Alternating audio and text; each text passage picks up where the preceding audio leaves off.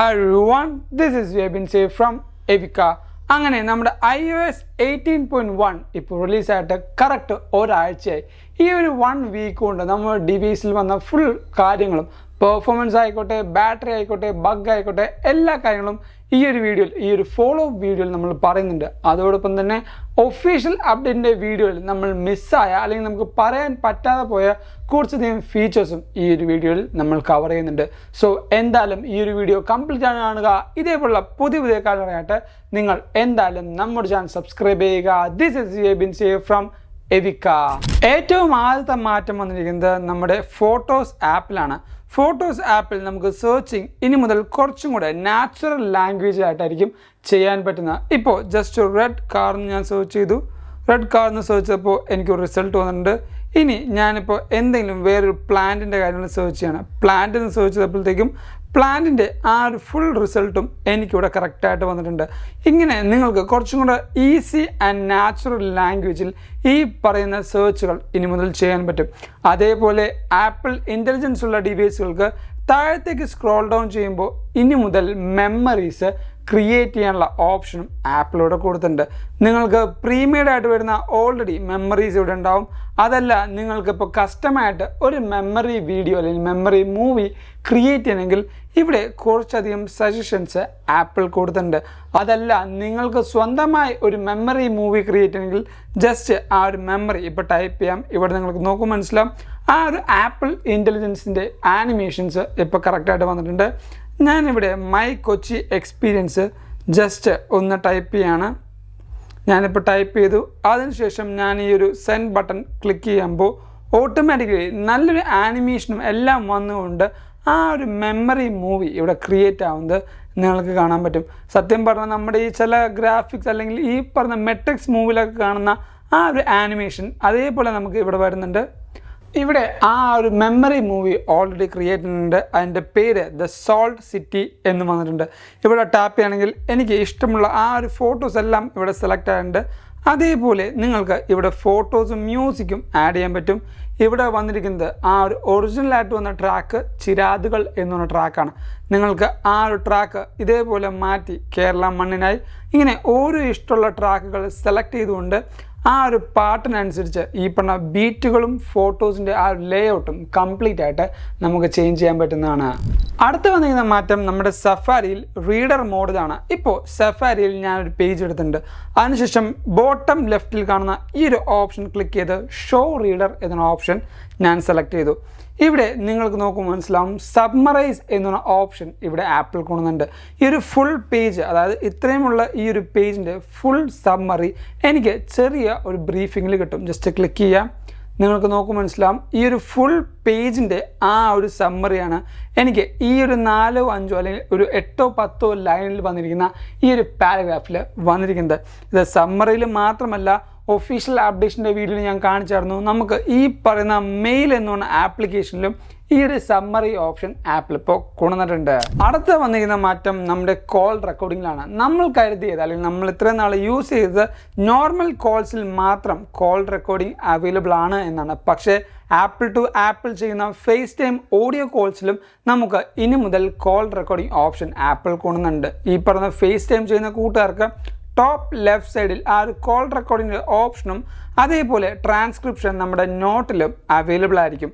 അടുത്ത വന്നിരിക്കുന്ന മാറ്റം എല്ലാ കൂട്ടുകാർക്കും, എനിക്ക് തോന്നുന്നു എല്ലാ ഐഫോൺ യൂസേഴ്സിനും ഹെൽപ്ഫുൾ ആവുന്ന ഒരു മാറ്റമാണ്. അതിന് സെറ്റിങ്സിലേക്ക് പോവാം. ഇവിടെ ആപ്പിൾ ID സെലക്ട് ചെയ്യാം. ഈ ഒരു ആപ്പിൾ IDയിൽ സൈൻ ഇൻ ആൻഡ് സെക്യൂരിറ്റി എന്നൊരു ഓപ്ഷൻ ഉണ്ടാവും. അത് സെലക്ട് ചെയ്യാം. ഇവിടെ നമുക്ക് 2 പുതിയ ഓപ്ഷൻസാണ് വന്നിരിക്കുന്നത്. ഒന്ന് നമ്മുടെ മെയിൽ IDയും അതേപോലെ ഫോൺ നമ്പറും ആഡ് ചെയ്യാനുള്ള ഓപ്ഷനാണ് ഈ കാണിച്ചിരിക്കുന്നത്. ഇതിൻ്റെ ഏറ്റവും വലിയൊരു ഗുണമെന്ന് പറഞ്ഞാൽ ഇവിടെ കറക്റ്റായിട്ട് ആപ്ലൈ ചെയ്തിട്ടുണ്ട്. This mail address and phone number can be use to sign in, verify your identity and help account recovery എന്ന്.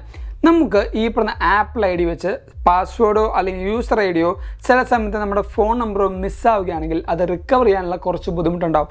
പക്ഷേ ഇനി മുതൽ ഈ പറഞ്ഞ നമ്പേഴ്സിൽ നമ്മൾ കൊടുക്കുന്ന ഈ നമ്പേഴ്സിലേക്ക് റിക്കവറി ഓപ്ഷൻസും അതേപോലെ OTPസും വരാൻ വേണ്ടിയാണ് ഈ ഒരു റിക്കവറി ഓപ്ഷൻ ആപ്പിൾ കൊണ്ടുവന്നിരിക്കുന്നത്. ഈ രണ്ട് മെയിൽ ഐ ഡി അല്ലെങ്കിൽ ഈ പറഞ്ഞ ഒരു മെയിൽ ഐ ഡിയും ഫോൺ നമ്പറും അല്ലാതെ നമുക്കൊരു മൂന്നാമത് ഒരു മെയിൽ ഐ ഡിയോ ഫോൺ നമ്പറോ ആഡ് ചെയ്യാൻ പറ്റും. അതിന് add male or phone number എന്നൊരു ഓപ്ഷൻ സെലക്ട് ചെയ്യാം. അതിനുശേഷം നമ്മൾ വെയിറ്റ് ചെയ്യുമ്പോൾ 3 ഓപ്ഷൻസ് ഇവിടെ വന്നിട്ടുണ്ട്. എക്സിസ്റ്റിംഗ് ഇമെയിൽ അഡ്രസ്, അല്ലെങ്കിൽ ന്യൂ ഐക്ലൗഡ് അഡ്രസ്, അല്ലെങ്കിൽ ഒരു പുതിയ ഫോൺ നമ്പർ. ഇത് 3-ൽ ഏതെങ്കിലും നമുക്ക് ആഡ് ചെയ്യാം. അതല്ല, നിങ്ങൾക്ക് ഓൾറെഡി എക്സിസ്റ്റിംഗ് ആയിട്ട് നിൽക്കുന്ന ഏതെങ്കിലും മെയിൽ അഡ്രസ്സ് പ്രൈമറി ആക്കണമെങ്കിലും ജസ്റ്റ് അവിടെ ക്ലിക്ക് ചെയ്യാം. ഈ ഒരു മെയിൽ അഡ്രസ്സ് തന്നെ പ്രൈമറി ആക്കണമെങ്കിൽ ആ ഒരു ഓപ്ഷനും ആപ്പിലൂടെ കൊണ്ടുവന്നിട്ടുണ്ട്. അടുത്ത വന്നിരിക്കുന്ന മാറ്റം നമ്മുടെ ക്യാമറയിലാണ്. iPhone 15 Pro ആൻഡ് Pro Maxൽ മാത്രമാണ് ഈ ഒരു ഓപ്ഷൻ വന്നിരിക്കുന്നത്. ഇവിടെ നമുക്ക് സ്പെഷ്യൽ വീഡിയോഗ്രാഫിയുടെ ആ ഒരു സ്പെഷ്യൽ ടോഗിൾ ഇപ്പോൾ ക്യാമറ ഓപ്ഷനിൽ വന്നിട്ടുണ്ട്. 16 സീരീസിലൊക്കെ എല്ലാത്തിലും ഇതുണ്ട്. ഇപ്പോൾ 15 Pro ആൻഡ് Pro Maxലും ഈ ഒരു ഓപ്ഷൻ ആപ്പിൾ കൊണ്ടുവന്നിട്ടുണ്ട്. ഇനി അടുത്തത് പെർഫോമൻസ് എന്ന് പറയുന്നത്. പെർഫോമൻസിൻ്റെ കാര്യം പറയുമ്പോൾ അത്യാവശ്യം ഞാൻ നല്ല സാറ്റിസ്ഫൈഡ് ആണ്. കാരണം എല്ലാ കാര്യങ്ങളും നല്ല സ്മൂത്തായിട്ടും അതേപോലെ എനിക്ക് വലിയ ക്ലട്ടറിങ്ങോ സ്റ്റക്കോ എനിക്ക് ഈ പറഞ്ഞ ഡിവൈസിൽ നിന്ന് ഫീൽ ചെയ്യുന്നില്ല. അതുകൊണ്ട് തന്നെ ഞാൻ ഗീക്ക് ബെഞ്ച് സ്കോറിൻ്റെ റിസൾട്ട് എടുത്തായിരുന്നു. CPU-ൻ്റെ കോർ നോക്കുകയാണെങ്കിൽ ഇവിടെ നിങ്ങൾക്ക് മനസ്സിലാവും സിംഗിൾ കോർ വരുന്നത് 3233-ഉം മൾട്ടി കോർ വരുന്നത് 8125-ഉമാണ്. ഇനി GPU ഗ്രാഫിക്സിൻ്റെ കാര്യങ്ങൾ നോക്കുകയാണെങ്കിലും അത്യാവശ്യം നല്ല രീതിക്കുള്ള പെർഫോമൻസ് എനിക്ക് ഈ ഡിവൈസ് തരുന്നുണ്ട്. ഇപ്പോൾ ഞാൻ ഹിസ്റ്ററി നോക്കുമ്പോൾ നിങ്ങൾക്ക് മനസ്സിലാവും iOS 18.1 ആണ് ഓപ്പറേറ്റിംഗ് സിസ്റ്റം. 28,115 ആണ് ഈ പറഞ്ഞ GPU-ൻ്റെ മെറ്റൽ സ്കോർ എന്ന് പറയുന്നത്. അത്യാവശ്യം നല്ല രീതിക്കുള്ള റിസൾട്ട് എനിക്ക് ഈ പറയുന്ന ഡിവൈസിൽ നിന്ന് ലഭിക്കുന്നുണ്ട്. GPU കോറിൻ്റെ റിസൾട്ട് നോക്കുമ്പോൾ മനസ്സിലാവും 15 Proയും 15 Pro Max ആയിട്ടുള്ള കമ്പാരിസൺ എല്ലാം നിങ്ങൾക്ക് കാണാം.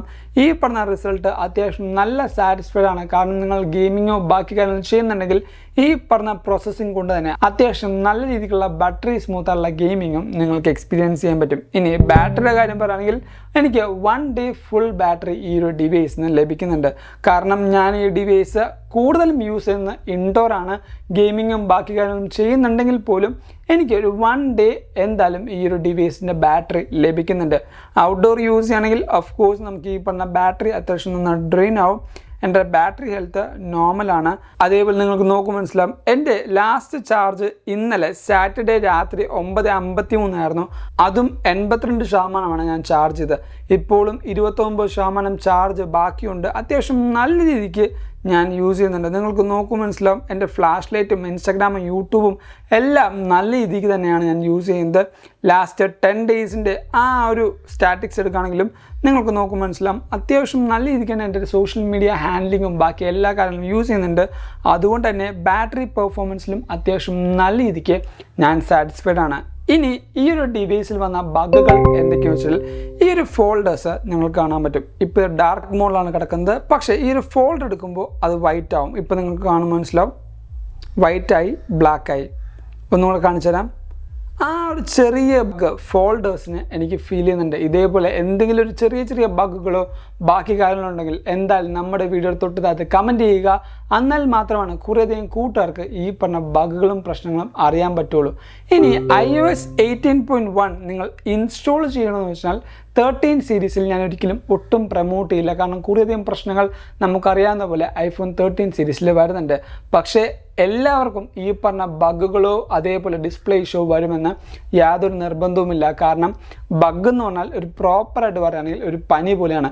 എല്ലാവർക്കും വരും എന്ന് ഉറപ്പിച്ച് പറയാൻ പറ്റില്ല. പക്ഷേ വരുന്ന കൂട്ടുകാരുണ്ട്. സോ അപ്ഡേറ്റ് ചെയ്യണമെന്ന് വെച്ചാൽ നിങ്ങൾക്ക് സെക്യൂരിറ്റി ബാക്കി കാര്യങ്ങൾ വേണമെങ്കിൽ എന്തായാലും അപ്ഡേറ്റ് ചെയ്യുക. 15 ആൻഡ് 16 സീരീസിലെ ഡിവൈസുകൾക്ക് എന്തായാലും അപ്ഡേറ്റ് ചെയ്യാമെന്നാണ് എൻ്റെ ഒരു നിഗമനം. ഇനി നിങ്ങൾ അപ്ഡേറ്റ് ചെയ്തിട്ടുണ്ടെങ്കിൽ അപ്ഡേറ്റ് ചെയ്തതിന് ശേഷം നിങ്ങളുടെ ആ ഒരു എക്സ്പീരിയൻസ് എങ്ങനെയുണ്ടെന്ന് നമ്മുടെ വീഡിയോയുടെ തൊട്ടതായിട്ട് എന്തായാലും കമൻറ്റ് ചെയ്യുക. ഈ ഒരു വീഡിയോ നിങ്ങൾക്ക് എന്തായാലും ഇഷ്ടപ്പെട്ടു, അതേപോലെ ഹെൽപ്ഫുൾ ആണെന്ന് കരുതുന്നു. അതുകൊണ്ട് തന്നെ ഈ വീഡിയോ ഇപ്പോൾ തന്നെ ലൈക്ക് ചെയ്യുക. എല്ലാ കൂട്ടുകാർക്കും ഈ ഒരു വീഡിയോ ഷെയർ ചെയ്ത് കൊടുക്കുക. ആൻഡ് ഇതേപോലെ അപ്ഡേഷൻസും ബാക്കി കാര്യങ്ങളും എല്ലാം അറിയാനായിട്ട് നമ്മുടെ ചാനൽ എന്തായാലും സബ്സ്ക്രൈബ് ചെയ്യുക. ആൻഡ് സോഷ്യൽ മീഡിയയിൽ കൂടി നിങ്ങൾക്ക് ഫോളോ ചെയ്യാം. ഇൻസ്റ്റാഗ്രാം, ഫേസ്ബുക്ക്, വാട്സാപ്പ് എല്ലാത്തിലും നമ്മുടെ സോഷ്യൽ മീഡിയ ഉണ്ട്. And thank you so much for watching this all video. This is Abin Xavier signing from eywkaa.